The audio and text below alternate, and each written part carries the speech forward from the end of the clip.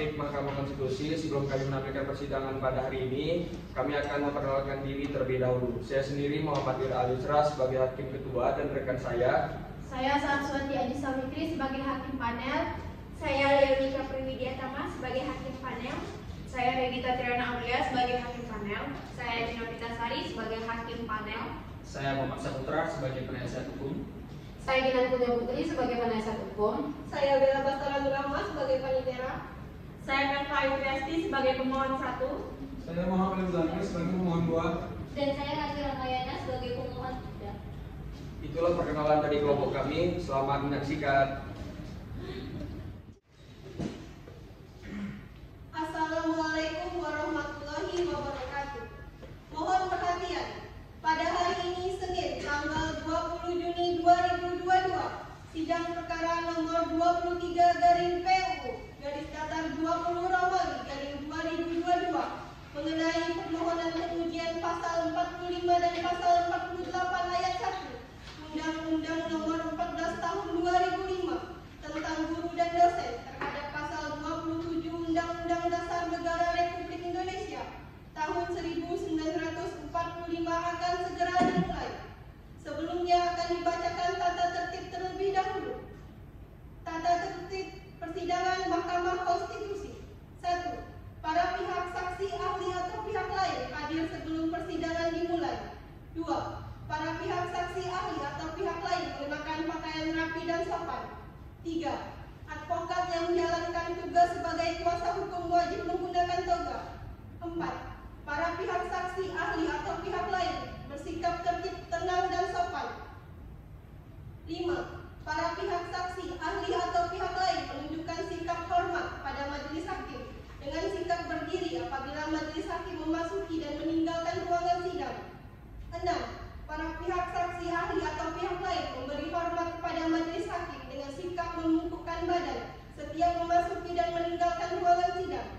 7. Para pihak saksi, ahli atau pihak lain A. Membuat gaduh, berlalu lalang, bersorak-sorak dan bertepuk tangan. B. Makan, minum, dan merokok. C. Menggunakan topi, kacamata hitam, dan kaos oblong. D. Menghina para pihak saksi, ahli atau pihak lain atau pengunjung sidang. E. Memberikan dukungan, komentar, tanggapan, atau mengajukan keberatan atas keterangan yang diberikan para pihak saksi, ahli atau pihak lain. F. Berbuat bertingkah laku dan mengganggu persidangan atau merendahkan martabat hakim serta kewibawaan Mahkamah Konstitusi. Majelis hakim memasuki ruangan sidang. Hadirin dimohon berdiri.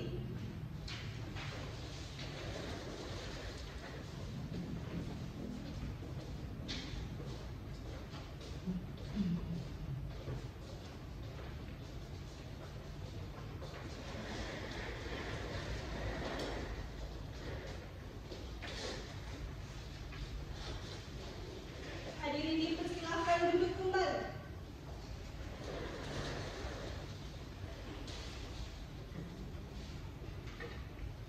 Sebelumnya, majelis hakim memperingatkan kepada hadirin sekalian untuk tetap tenang dan tertib selama persidangan berlangsung. Karena apabila saudara mengganggu jalannya persidangan, saudara dapat dikeluarkan dari ruang persidangan dan dapat dituntut karena telah mengganggu jalannya persidangan. Baik, majelis hakim siap ya? Siap, ya. Para pemohon siap? Siap, Baik, Bismillahirrahmanirrahim.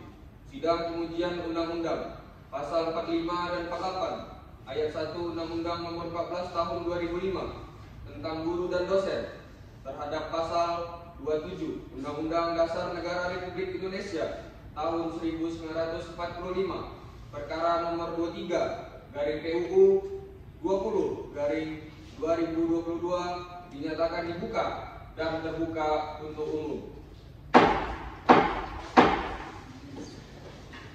Assalamualaikum warahmatullahi wabarakatuh. Salam, Om Swastiastu, Namo Buddhaya, salam kebajikan. Salam sejahtera bagi kita semua. Baik, selamat pagi saudara pemohon.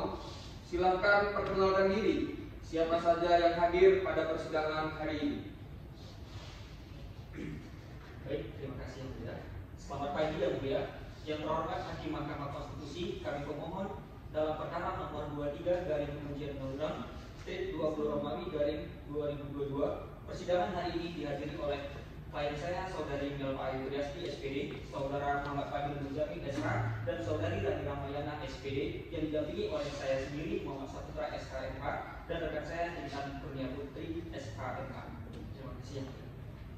Baik, Mahkamah sudah menerima permohonan dari pihak pemohon ini yang berkaitan dengan pengujian pasal 45 dan 48 ayat 1 Undang-Undang Nomor 14 Tahun 2005 tentang guru dan dosen. Persidangan hari ini adalah persidangan pendahuluan. Nanti pemohon diberi kesempatan untuk menyampaikan pokok-pokok permohonannya. Kemudian agenda selanjutnya adalah hakim panel akan memberikan nasihat untuk berkaitan dengan kelengkapan dan perbaikan permohonan jika diperlukan untuk permohonan ini. Langsung saja kepada kuasa hukum untuk membacakan surat permohonannya dan tidak perlu dibacakan seluruhnya karena kami juga sudah menerima permohonannya. Baik, yang mulia. Bismillahirrahmanirrahim. Isinya kami ajukan adalah permohonan mengenai permohonan uji materil pasal 45 dan 48 ayat 1 Undang-Undang Nomor 14 Tahun 2005 tentang guru dan dosen. Perihal permohonan pengujian pasal 45 dan 48 ayat 1 Undang-Undang Republik Indonesia Nomor 14 Tahun 2005 tentang guru dan dosen terhadap pasal 27 Undang-Undang Dasar Negara Republik Indonesia tahun 1945. Yang terhormat Ketua Mahkamah Konstitusi, Jalan Merdeka Barat nomor 6, Jakarta Pusat. Dengan hormat yang bertanda di bawah ini, nama Melva Ayu Triasti, SPD, tempat tanggal lahir Pekanbaru 11 Desember 1985, pekerjaan sebagai dosen warga negara Indonesia, alamat Jalan Jenderal Sudirman nomor 11 RT 05 RW 06 Kelurahan Pekanbaru, Kecamatan Tebet, Jakarta Selatan. Bahwa para pemohon dengan ini mengajukan permohonan pengujian pasal 45 dan 48 ayat 1 Undang-Undang Nomor 14 Tahun 2005 tentang guru dan dosen terhadap pasal 27 Undang-Undang Dasar Negara Republik Indonesia tahun 1945. Yang pertama, kewenangan mahkamah. 1. Bahwa pasal 24 ayat 1 pemohon untuk itu dianggap telah dibacakan saja. Lanjut pokoknya langsung. Baik, yang mulia.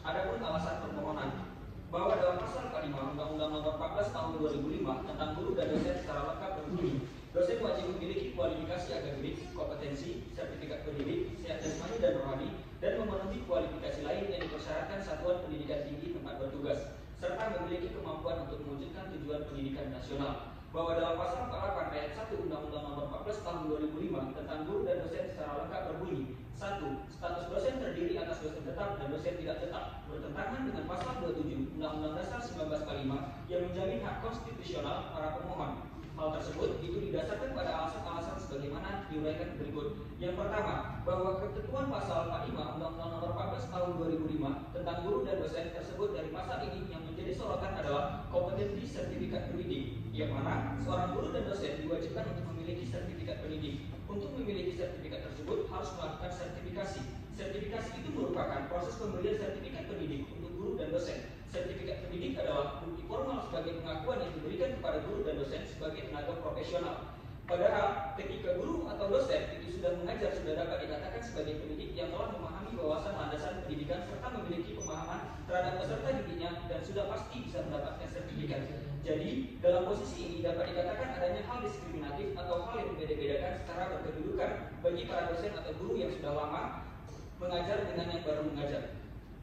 Padahal secara kualifikasi akademik, kompetensi keduanya sama, sehingga dengan adanya hal tersebut, para pemohon merasa dirugikan hak konstitusionalnya. Yang kedua, bahwa ketentuan pasal 48 ayat 1 Undang-Undang Nomor 14 Tahun 2005 tentang guru dan dosen tersebut terkait status dosen. Ada yang sebagai dosen tetap dan dosen tidak tetap. Masih adanya kesenjangan pendapatan, tunjangan, dan fasilitas yang diterima oleh guru tidak tetap menunjukkan bahwa dalam pasal ini berlaku diskriminatif. Perlakuan diskriminatif itu muncul sering adanya pengelompokan status guru. Padahal tugas yang dilakukan oleh para guru tidaklah berbeda. Para guru dan dosen memiliki tugas yang sama, yaitu mendidik, mengajar, membimbing, mengarahkan, melatih, menilai, dan mengevaluasi peserta didik sebagaimana yang dinyatakan dalam pasal 1 ayat 1 Undang-Undang Nomor 14 Tahun 2005 tentang guru dan dosen. Yang ketiga, bahwa seharusnya pemerintah memperlakukan semua guru secara adil. Pemerintah harus memberikan kesempatan yang sama bagi semua guru, baik guru tetap maupun guru tidak tetap, untuk mendapatkan haknya sebagai tenaga profesional tersebut, sehingga para pemohon merasa diberikan hak konstitusionalnya. Baik, selanjutnya akan dilanjutkan oleh rekan saya, Intan Kurniasih. Baik, izin yang mulia, saya akan melanjutkan bagian berikutnya. Berdasarkan alasan-alasan yang telah diuraikan tersebut, maka pemohon memohon kepada Majelis Hakim Konstitusi yang terhormat pada Mahkamah Konstitusi Republik Indonesia untuk memeriksa dan menguji materi sebagai berikut. Pertama, menerima dan mengabulkan seluruh permohonan penguji undang-undang yang diajukan para pemohon. 2. Menyatakan materi muatan pasal 45 dan pasal 48 ayat 1 Undang-Undang Nomor 14 Tahun 2005 tentang guru dan dosen bertentangan dengan pasal 27 Undang-Undang Dasar Negara Republik Indonesia tahun 1945 dan tidak mempunyai kekuatan hukum yang mengikat. 3. Memerintahkan pemuatan putusan ini dalam mengikat negara Republik Indonesia sebagai mestinya, atau apabila Mahkamah Konstitusi berpendapat lain, mohon putusan yang seadil-adilnya. Hormat kami kuasa hukum Muhammad Saputra SHMH dan Kinani Putri SHMH. Sekian dari saya, terima kasih dan saya kembalikan ke rekan saya ya. Demikian yang mulia, terima kasih atas kesempatan yang telah diberikan kepada kami. Baik, dari permohonan yang telah dibacakan sesuai dengan format yang telah diatur oleh undang-undang. Namun di sini ada beberapa hal yang harus diperbaiki, yaitu di bagian identitas masing-masing pemohon. Tolong identitasnya disebutkan satu persatu. Misalkan si A sebagai pemohon 1, si B sebagai pemohon 2. Format penulisan ini penting karena masing-masing harus mendalilkan bentuk kerugian yang dideritanya. Baik, jadi sesuai dengan hukum acara di Mahkamah Konstitusi, saudara-saudara supaya perhatikan ada respon dari panel hakim. Mungkin bisa berkaitan dengan kelengkapan atau perbaikan permohonan yang diperlukan untuk permohonan ini. Kepada para hakim panel, dipersilakan. Baik, terima kasih yang mulia ketua panel. Pada saudara pemohon, dari saya yaitu mengenai referensi di dalam permohonan saudara, karena permohonan saudara ini masih mengacu kepada PMK tahun 2005, sedangkan saat ini sudah menggunakan PMK tahun 2021.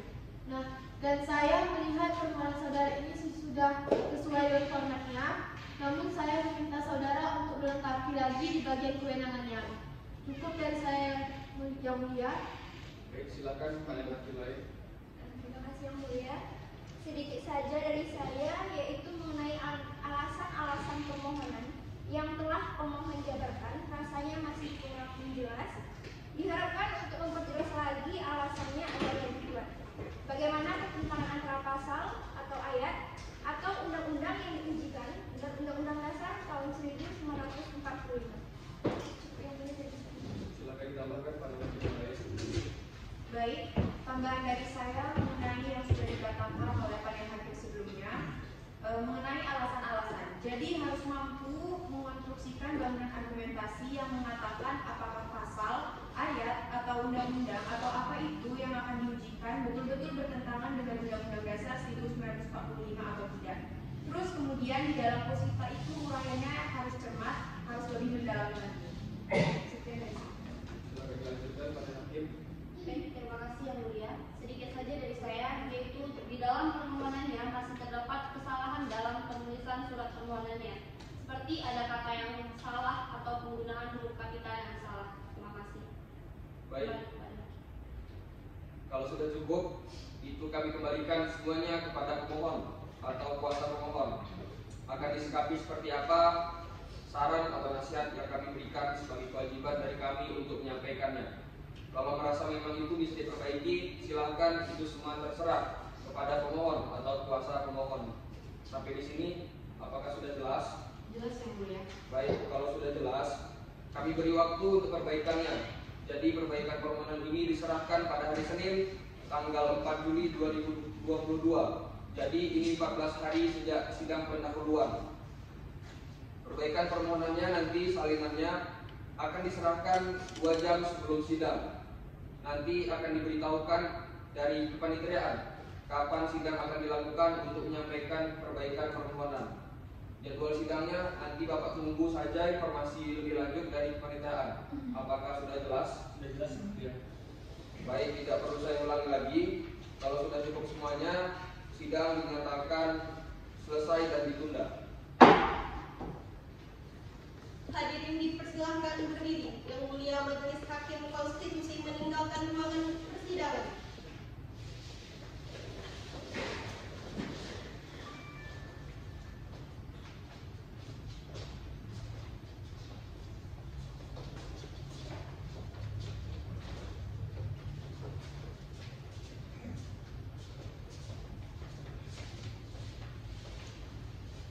Hadirin dipersilahkan duduk kembali. Hadirin yang kami hormati, persidangan untuk perkara nomor 23/PU